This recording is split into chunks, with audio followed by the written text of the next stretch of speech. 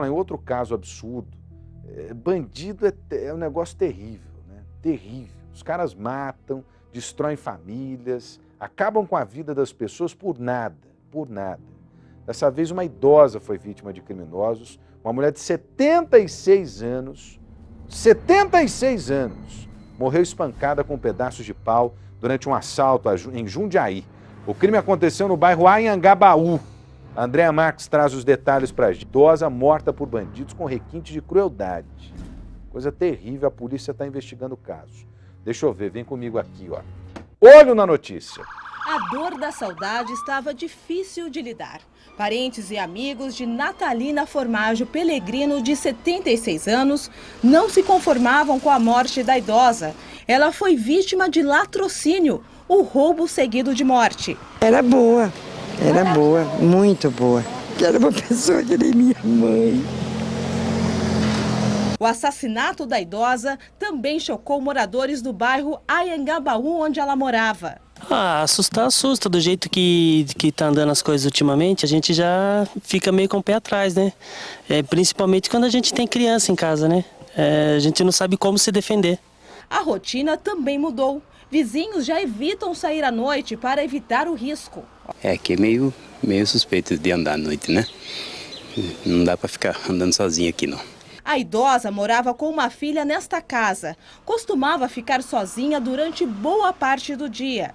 Segundo investigações da polícia, o crime aconteceu durante a tarde. A suspeita é que mais de uma pessoa tenha participado do assassinato. A polícia acredita que os bandidos pularam este muro, que é bem baixo, e entraram na casa pelos fundos. Segundo o delegado que investiga o caso, os bandidos estavam com um pedaço de madeira. A idosa foi atacada e morta a pauladas. Ela sofreu lesões na face e no crânio, tá?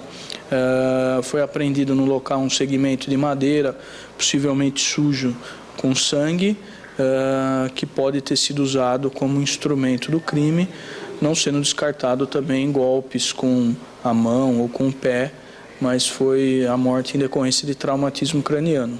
Ainda segundo as apurações policiais, no dia em que morreu, a idosa de 76 anos sacou da conta bancária o valor de R$900, mas os assassinos não levaram dinheiro. Com certeza foi um roubo, foi um latrocínio, não foi um homicídio.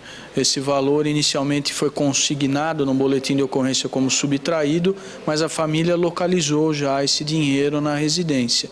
Então foram levados outros objetos menores, objetos de menor valor da residência, mas esse dinheiro foi já localizado pela família. Parentes e vizinhos da vítima já prestaram depoimento. 2 pessoas já foram apontadas como suspeitos de terem cometido o crime. Olha, é terrível, né? Você imaginar que uma idosa, 76 anos, acabou sendo torturada, né? Acabou sendo torturada em Jundiaí. Como o bandido não respeita nada, não respeita a mãe, não respeita velho, não respeita a criança, não respeita nada. E a gente tem que ficar passando a mão na cabeça de bandido. A gente tem que ficar, coitadinho. Eu não fico, velho. Sinceramente, eu não fico. Sabe? Acho que bandido merece punição exemplar. Porque na hora de tirar a vida de uma idosa de 76 anos, eles não estão preocupados com nada. Aí depois ficam pedindo lá, mas eu preciso de um benefício, coitadinho de mim na cadeia, porque a cadeia é assim. Ai, coitadinho de mim, coitadinho da gente, meu camarada. Nós é que estamos refém da criminalidade, nós é que estamos sofrendo na mão dos bandidos, né? Porque lei só serve para proteger bandido. O cidadão de bem, coitado do cidadão de bem. Faça-me o favor, hein? Polícia investigando o caso, né, tentando apontar aí os suspeitos, nós vamos acompanhar, tomara que o caso seja elucidado o quanto antes. E punição exemplar! Punição exemplar para quem faz isso contra um idoso. 76 anos, poderia ser a sua avó, a minha avó, a sua mãe. Sabe? Deus do céu, que mundo é esse que nós estamos vivendo, sabe? A pessoa não tem amor, não tem mais nada, respeito, não tem mais nada. Vale a lei da violência. Brincadeira, sem contar a impunidade, né, que alimenta isso todo dia. Vem comigo aí, a Karina Rica está ao vivo comigo. Deixa eu ver a Sincamp, as imagens do trânsito na cidade de Campinas. A Karina Rica também ao vivo da Lix da Cunha, que foi hoje, olha, o problema maior no trânsito de Campinas, diante da paralisação de motoristas e cobradores, porque os motoristas e cobradores posicionaram os ônibus aí no corredor da Lix da Cunha, prejudicando o tráfego. Pelo jeito o negócio está melhorando aí, ô Karina. Será que os ônibus estão voltando para as garagens, é isso? Olha, Rodrigo, por enquanto, nesse todo o tempo que a gente ficou aqui, passaram apenas alguns ônibus fretados e outros metropolitanos. E os metropolitanos foram todos micro-ônibus e cheios, lotados.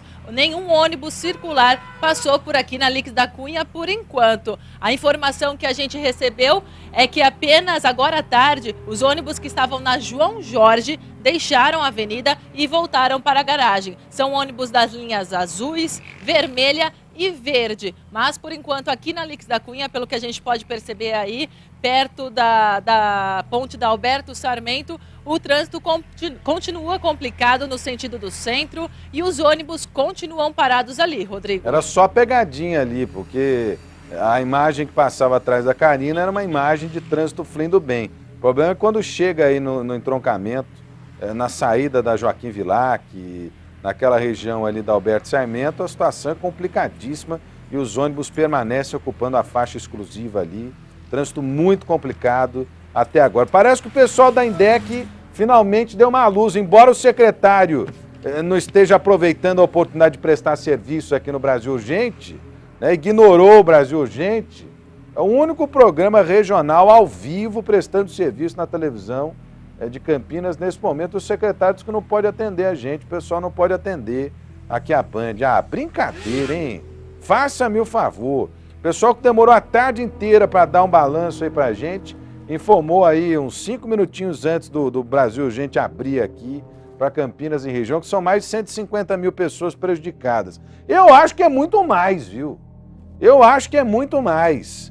No dia de hoje, os motoristas e cobradores mudaram de estratégia, né? Ontem, a paralisação ficou restrita à garagem da VB3. Só que hoje, né, eles usaram os ônibus que saíram das garagens para bloquear o trânsito dos principais corredores da cidade. A Lucimeire Ramalho acompanhou desde as primeiras horas da manhã e traz mais detalhes para a gente. Olho na notícia. A greve que ontem começou com cobradores e motoristas da empresa VB3 e dos funcionários da Rápido Luxo responsável pelo trajeto Campinas-Valinhos, hoje teve adesão de funcionários de outras empresas. Os trabalhadores mudaram a estratégia, tiraram os ônibus da garagem e travaram os corredores da Lix da Cunha e Prestes Maia. Os veículos foram posicionados em fila, impedindo a passagem de outros coletivos, inclusive os do transporte metropolitano. Nem mesmo rodovias como a Anhanguera, Santos Dumont e Dom Pedro escaparam do congestionamento. Segundo os trabalhadores, além do descontentamento com a troca do convênio médico, que de acordo com eles passou a ser mais caro e oferecer menos benefícios, eles lutam também por outras melhorias. Tem outras dificuldades que o pessoal sempre reclama, inclusive um fechamento que foi de um tique de férias que não saiu praticamente para ninguém. Eles reclamam que se tiver uma falta ou um atestado, não recebe isso. E também a participação de lucro, que estão muitos conversando, falando que não receberam esse ano e eles alegam que pagaram também. Durante a manhã, um representante da nova empresa contratada esteve na VB3 para conversar com os funcionários, mas não houve acordo. A greve continua, né, se não resolverem isso. Segundo o que o pessoal aqui, todos estão comentando. Não tem um cabeça, não tem ninguém responsável por isso. É todos de uma forma geral. Todo o pessoal que está decidiram parar mesmo. O segundo dia de paralisação acontece na mesma semana em que manifestantes invadiram a Câmara Municipal de Campinas para cobrar passe livre, a instauração de uma CPI para o transporte público, além da saída do secretário de Transportes, Sérgio Benassi. A paralisação dos ônibus complicou ainda mais a situação do trânsito, já prejudicada com a greve dos agentes da INDEC, que já duram 5 dias. Olha, você ouviu ali um dos motoristas, um dos representantes da categoria, dizendo que não tem liderança, que não tem tempo para acabar. Por quê? Porque tem, além, né, da reivindicação aí do plano de saúde, da melhoria para a categoria, uma indisposição, há uma disputa, né, em relação ao sindicato que representa a categoria. Essa VB3 aí, é uma empresa que tem concentrado os focos de resistência à ação do sindicato que representa a categoria. Então tem um debate aí, né, que na minha opinião deveria estar sendo feito, né, em outra esfera que não nas ruas parando o trânsito e prejudicando a vida das pessoas. Porque é um grupo muito pequeno, né, se a gente for comparar com mais de 1 milhão de pessoas que dependem do transporte aqui na nossa cidade e na nossa região. Olha, diante dessa paralisação que acontece, pode me dar a imagem ao vivo do nosso Marcelo Ávila, o trânsito bloqueado ali na Lix da Cunha, a partir da saída da Joaquim Vilac, do viaduto da Alberto Sarmento, também na região ali que dá acesso à rodoviária de Campinas. Por causa desse bloqueio aí, os ônibus que fazem a ligação entre Campinas e outros municípios, São Paulo, Jundiaí, né, Americana, Piracicaba, esses ônibus não estão conseguindo chegar no horário na rodoviária. Isso tem atrasado, né, o itinerário, tem atrasado as saídas desses ônibus para outras cidades, e nas outras rodoviárias de outras cidades também há prejuízo. Eu sei que Jundiaí tem prejuízo, São Paulo já tem ônibus atrasado para quem depende da aviação Cometa, por exemplo, e segue de São Paulo para Campinas ou de Campinas para São Paulo. Tá tudo atrasado, né? Então você imagina que a reivindicação ela tem que acontecer, tem todo o direito de pedir, tem todo o direito de reivindicar melhoria o trabalhador. Agora, o que não pode é prejudicar os outros trabalhadores. Os outros trabalhadores não podem ser prejudicados dessa maneira. Acho que chamaram a atenção para o problema deles, mas precisam voltar para casa. As pessoas precisam voltar para casa e não tem ônibus para voltar para casa. Não tem ônibus para o povo voltar para casa. E cadê o secretário Sérgio Benassi, hein? Para explicar para a gente sobre esse plano de contingência da INDEC. Eu não vi funcionar esse plano de contingência a contento até agora. Pelo menos até agora eu não vi. O secretário poderia tentar me convencer aqui de que está funcionando. Mas nós procuramos o secretário, o pessoal da INDEC, não tem ninguém para falar com a gente. Ah, brincadeira isso aí, hein? O dia de caos, os passageiros e motoristas tiveram que ter paciência durante esse dia de paralisação de motoristas e cobradores do transporte público. Ah, não poderia ser diferente. Os pontos de ônibus ficaram lotados, alguns passageiros seguiram a pé. Deixa eu ver outra reportagem da Lucimeire Ramalho. Olho na notícia. Trafegar por Campinas durante a manhã de hoje foi um exercício de paciência. Por causa da greve de motoristas e cobradores, as vias da cidade ficaram travadas. A Avenida Lix da Cunha se transformou em estacionamento para os ônibus. Eles ficaram parados em fila nos 2 sentidos. Para os carros, ficou liberada apenas uma faixa. Como os veículos não conseguiam chegar até a rodoviária, muita gente teve que descer na Lix da Cunha e até na rodovia Anhanguera e seguir a pé para os compromissos, situação que irritou os passageiros. Liguei, falei que não tinha condições, estou indo embora. Os pontos ficaram cheios de passageiros com a esperança de que algum ônibus passasse. Os coletivos que conseguiram ultrapassar os bloqueios ficaram lotados. No início da manhã, o congestionamento chegou a quase 5 quilômetros e gerou reflexos até na rodovia Anhanguera. Em várias ruas do centro, os motoristas também tiveram que ter paciência. De acordo com a INDEC, 250 ônibus deixaram de rodar. Já de acordo com a VB3, foram 283 veículos de 56 linhas. Eles reivindicam tudo, mas e a população? E a população prejudicada. Olha, imagens ao vivo. Alberto Sarmento, saída da Joaquim Vilac, o trânsito está complicado. Eu não vi ônibus passar ainda no sentido do trevo da Bosch. Eu não vi ônibus. Está sem ônibus pro povo agora. Sem ônibus. Daqui a pouquinho nós vamos trazer mais detalhes. Esse plano de contingência da INDEC também, pelo jeito, não está funcionando não, viu? Pode vir comigo aqui, olha. A Polícia Civil ainda não tem pistas sobre a morte do filho do ex-jogador Adilson, da Ponte Preta. O corpo do rapaz estava desaparecido, né, desde o último domingo. O corpo foi encontrado em uma valeta no Jardim Roseiro. O velório ocorreu hoje. Alícia Manjavá, que acompanhou, traz os detalhes pra gente aqui, ó. Olho na notícia. Imagino, não tenho ideia se alguém... Quem fez isso para ele, porque não conhecia ele. Se conhecesse, com certeza não ia fazer não, porque é um menino dócil, um menino bom. Uma morte cercada de mistério. A vítima, o filho de Adilson Rodrigues, ex-jogador do time de futebol de Campinas, Ponte Preta. No dia 4 de agosto, Adilson disse ao pai que iria a uma festa no bairro Roseira, em Campinas. Por volta da 1h da tarde, ele se arrumou, saiu e desapareceu. Adilson lembra que os dois tinham passado o dia juntos e em nenhum momento Juninho demonstrou estar com algum problema. Não estava comigo, ia lá no moinho do pastel com um amigo, com o filho de um amigo meu. Falou, pai, 10h30 eu estou em casa. 11h30, meia-noite, eu comecei a ligar para ele, já não atendia mais o telefone. Aí entrei em desespero, saí correndo para a rua. Sem notícias do filho caçula, o ex-jogador de futebol procurou a polícia e fez um boletim de ocorrência. 4 dias depois da última vez que o jovem foi visto, o corpo dele foi encontrado em um córrego, já em estado avançado de decomposição. De acordo com o Instituto Médico Legal, não havia nenhum sinal de violência. Dá para excluir que ele não foi vítima de arma de fogo ou qualquer arma branca, já que não tem nenhuma lesão externa aparente no corpo. Visivelmente chocado, seu Adilson não esquece do momento em que recebeu a notícia da morte do filho. Caiu o mundo na minha cabeça. Caiu tudo na minha cabeça. Tudo. Perdi tudo, mano. Tudo que eu briguei até hoje, com os 66 anos, perdi tudo. Perdi esse moleque aí, 23 anos.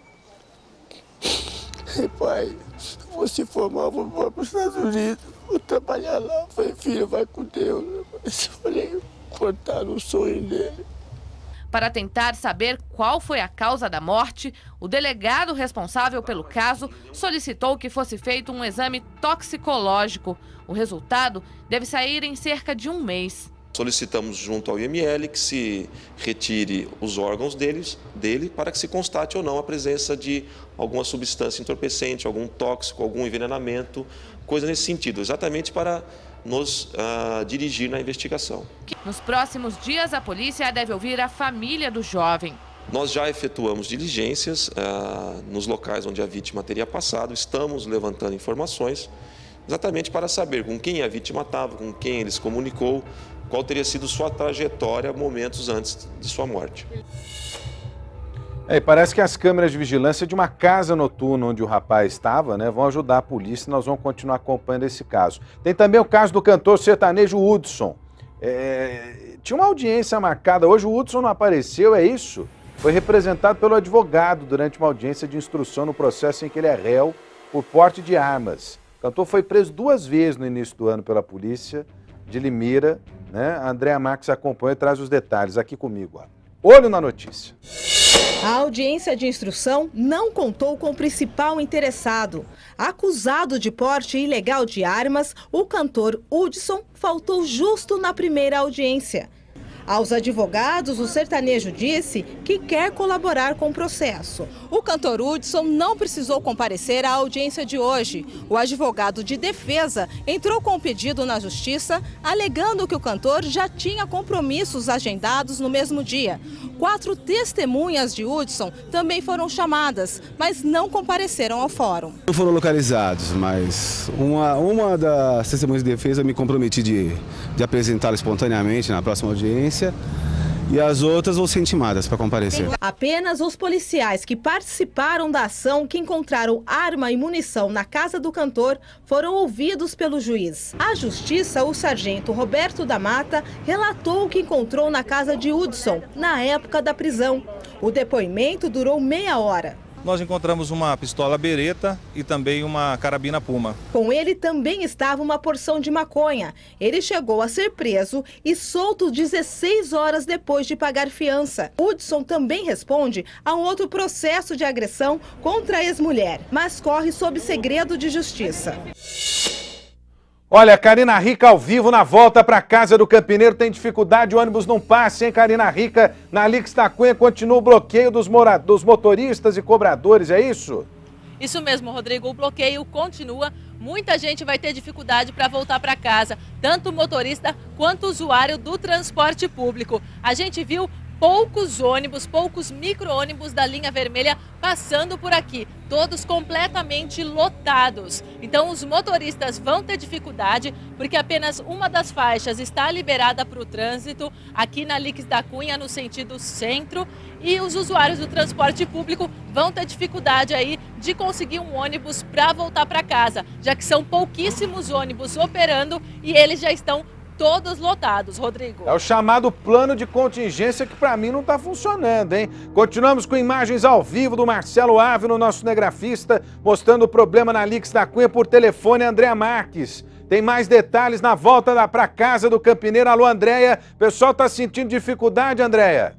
Boa tarde, Rodrigo. Está sim, viu? Agora, neste momento, estou aqui na Avenida Anchieta, bem em frente à Prefeitura. Os pontos de ônibus estão lotados. Os passageiros estão reclamando bastante aí da demora do transporte público e também os motoristas. Conversei com alguns, eles estão enfrentando dificuldade sim para voltar para casa. Neste horário aqui na Avenida Anchieta, já costuma ser bastante carregado o tráfego de veículos, mas hoje, por conta da greve, está bem pior. Agora, quem está lucrando, se assim a gente pode dizer, com esse movimento aí dos grevistas, são os taxistas, né? Alguns não estão dando conta de atender aos chamados, Rodrigo. André trazendo detalhes ao vivo, a volta para casa do Campineiro em dia de paralisação de motoristas e cobradores. A INDEC poderia ter usado esse espaço aqui para poder explicar à população como é que está funcionando esse plano de contingência, que não está funcionando direito, porque tem gente esperando para voltar para casa, mas não usou, né? Porque não tinha ninguém para falar. O secretário Sérgio Benassi simplesmente